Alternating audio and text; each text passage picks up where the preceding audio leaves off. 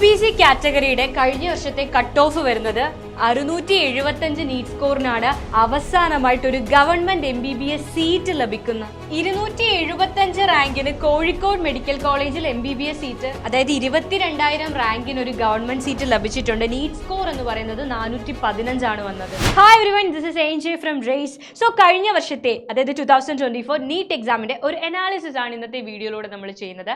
കഴിഞ്ഞ വർഷത്തെ നീറ്റിന്റെ കട്ട് ഓഫും അതേപോലെ 12 ഗവൺമെന്റ് മെഡിക്കൽ കോളേജുകളിൽ അഡ്മിഷൻ ലഭിച്ച കുട്ടികളുടെ നീറ്റ് സ്കോറും ഒക്കെ നമ്മൾ കാണാൻ പോവാണ്. യെസ്, ആദ്യം നമ്മൾക്ക് കഴിഞ്ഞ വർഷത്തെ നീറ്റിന്റെ കട്ട് ഓഫ് നോക്കാം. ആദ്യം അൺറിസർവ്ഡ് കാറ്റഗറിയാണ്, ജനറൽ കാറ്റഗറിയാണ്.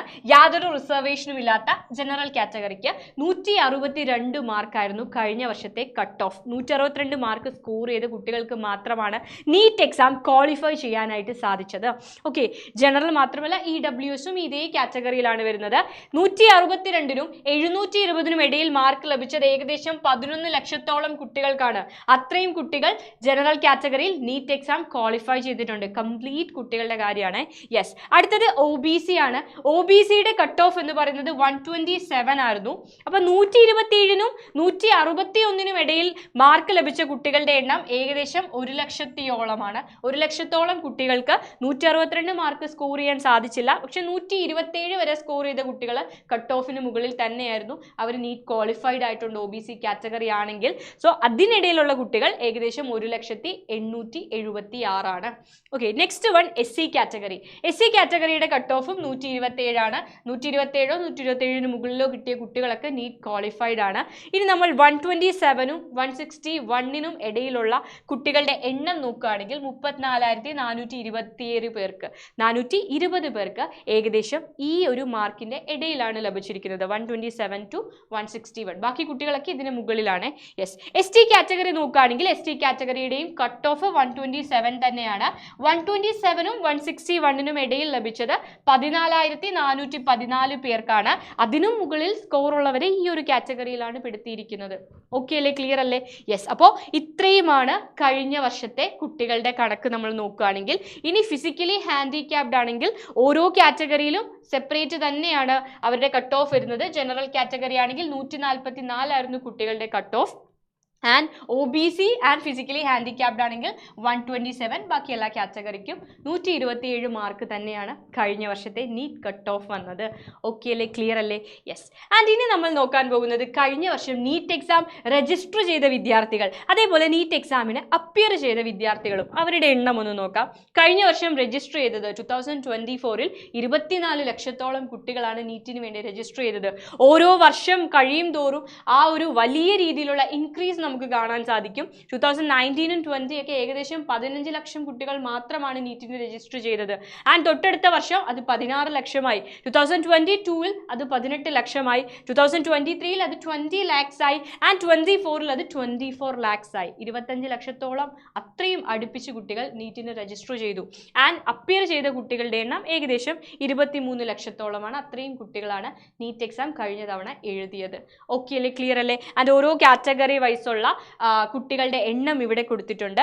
ആൻഡ് ഇനി നമുക്കറിയേണ്ടത് കഴിഞ്ഞ വർഷം 12 മെഡിക്കൽ കോളേജുകളിലും തേർഡ് അലോട്ട്മെന്റ് പ്രകാരം ആകെ മൊത്തം 4 അലോട്ട്മെന്റുകൾ. അതിൽ ഏറ്റവും പ്രധാനപ്പെട്ടത് തേർഡ് അലോട്ട്മെന്റ് ആണ്. കാരണം അതിനുശേഷം സ്ട്രേ വേക്കൻസി റൗണ്ട് മാത്രമായിരിക്കും ഉണ്ടാവുക. അപ്പോൾ നമ്മൾ മെയിൻ ആയിട്ട് കൺസിഡർ ചെയ്യുന്നത് ഈ ഒരു റൗണ്ടാണ്. ഈ റൗണ്ടിലെ ഓരോ കോളേജിലെയും ഓരോ കാറ്റഗറിയുടെയും കട്ട് ഓഫ് നമുക്ക് നോക്കാം. 2024ൽ 2024ൽ 675 നീറ്റ് സ്കോർ ആണ് ഗവൺമെന്റ് മെഡിക്കൽ കോളേജുകളിലെ കട്ട് ഓഫ് ആയിട്ട് വന്നിരിക്കുന്നത്. അതായത് ഇത്രയും സ്കോർ ലഭിച്ച കുട്ടിക്ക് മാത്രമാണ് അഡ്മിഷൻ ലഭിച്ചത്. അത് മാത്രമാണ് കട്ട് ഓഫ് എന്നതുകൊണ്ട് ഉദ്ദേശിക്കുന്നത് കേട്ടോ. യെസ്, അപ്പോൾ ഓപ്പൺ വിഭാഗത്തിൽ 675 സ്കോറിന് മാത്രമാണ് കഴിഞ്ഞ വർഷം ഒരു ഗവൺമെന്റ് MBBS സീറ്റ് ലഭിക്കുന്നത്. തേർഡ് അലോട്ട്മെന്റ് പ്രകാരമാണ്. അതിനുശേഷം സ്ട്രേ വേക്കൻസി റൗണ്ട് ഉണ്ട്. ഓക്കെ, അപ്പോൾ നിങ്ങൾ മനസ്സിലാക്കേണ്ടത് ഒരിക്കലും സ്കോർ കണ്ട് നിങ്ങൾ പേടിക്കേണ്ട. കാര്യം കഴിഞ്ഞ വർഷം നീറ്റ് സ്കോർ വളരെ ഉയർന്നതായിരുന്നു. പല കുട്ടികൾക്കും നല്ല രീതിയിലുള്ള സ്കോർ തന്നെ നീറ്റിന് ലഭിച്ചിരുന്നു. അതുകൊണ്ടാണ് സ്കോർ ഇത്രയും ഉയർന്നത്. അതുകൊണ്ടാണ് ഞാൻ 2023 കൂടി കാണിക്കുന്നത്. 640 ആയിരുന്നു 23ൽ വന്നത്. ഓക്കെ അല്ലേ? യെസ്. ഇനി EW ഇക്കണോമിക്കലി വീക്കർ സെഷൻ എടുക്കുകയാണെങ്കിൽ 643 വന്നത്. 643 സ്കോറുകാരനാണ് അവസാനമായിട്ടൊരു MBBS സീറ്റ് ഗവൺമെന്റ് സെക്ടറിൽ ലഭിക്കുന്നത്. ഇസഡ് എന്ന് വെച്ചാൽ ഈഴവ കാറ്റഗറിയാണ്, 652 Muslim 666 score. BH backward Hindu ആണ്, backward Hindu 685 LA 645 DV Dheevara കാറ്റഗറിയാണ് 589 VK 656 and BX category backward Christian ആണ് 635 സ്കോർ.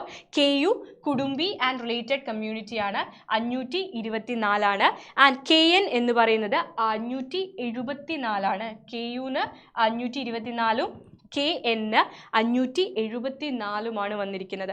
ആൻഡ് SC കാറ്റഗറി എന്ന് പറഞ്ഞാൽ 523 ST 415 കഴിഞ്ഞ വർഷത്തെ നീറ്റ് സ്കോർ. അതായത് ഈ ഒരു സ്കോർ ചെയ്ത വിദ്യാർത്ഥികൾക്ക് മാത്രമാണ് കഴിഞ്ഞ വർഷം തേർഡ് അലോട്ട്മെന്റിലൂടെ ഒരു ഗവൺമെന്റ് സെക്ടറിൽ ഒരു MBBS സീറ്റ് ലഭിക്കുന്നത്. ഇനി നമ്മൾ നോക്കുകയാണെങ്കിൽ ഓരോ കോളേജിന്റെയും കട്ട് ഓഫ് ഇവിടെ നമുക്ക് കാണാൻ സാധിക്കും. ആലപ്പുഴയിൽ ഓപ്പൺ വിഭാഗം 849 റാങ്ക് കാരനാണ് അഡ്മിഷൻ ലഭിച്ചത്. ഇത് സ്കോർ അല്ല, റാങ്ക് ആണ്. ആൻഡ് എറണാകുളത്ത് 954 954 അഡ്മിഷൻ ലഭിക്കുന്നത്.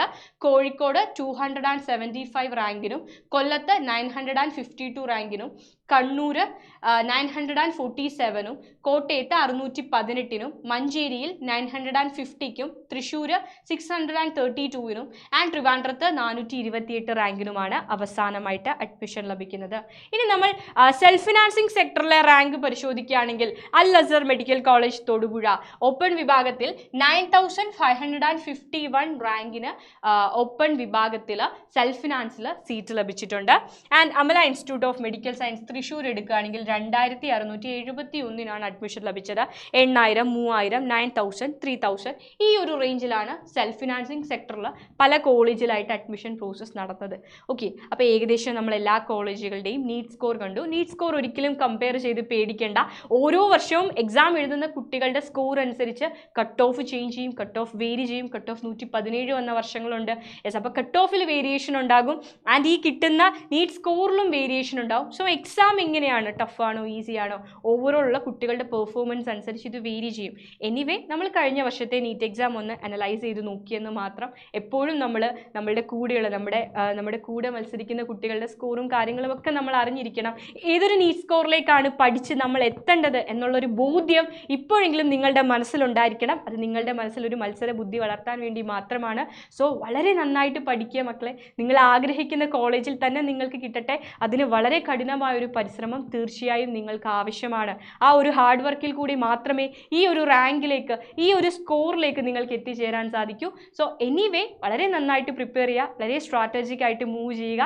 ആൻഡ് ഇനി ഒരുപാട് വീഡിയോസിലൂടെ നമുക്ക് വീണ്ടും മീറ്റ് ചെയ്യാം. ബൈ.